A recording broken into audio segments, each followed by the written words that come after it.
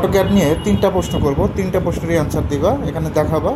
সর্বপ্রথম প্রশ্ন, অটোক্যাডে কার্সর সাইজটা ছোটো বড় করবা। ওপি লেখে ইন্টার, কি লেখে ইন্টার, ওকে। তারপর কার্সর সাইজ কোথা থেকে ছোটো বড় করবো, এখানে লেখা আছে কার্সর সাইজ, একেবারে বড় করো তো, দেখো একেবারে বড় করো, একেবারে সর্বোচ্চ, ওকে দাও, ওকে।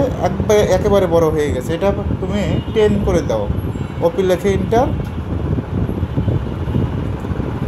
এখান থেকে অনলি 10 লিখে দাও, কার্সর সাইজটা 10 লিখে দাও, পাশে লিখে দাও 10, ওকে, ওকে দাও। নাম্বার 2 প্রশ্ন, তোমায় যদি ব্যাকগ্রাউন্ড কালারটা চেঞ্জ করতে বলি অটোক্যাড পেজের, সেটা কীভাবে করবা?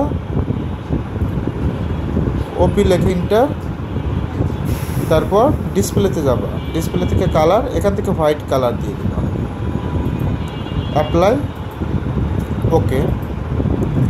নাম্বার 3, অনেক সময় আমরা চাচ্ছি যে অটোক্যাডের 1 মিনিট পর পর এটা অটো সেভ হবে, কীভাবে করবা অটো সেভটা?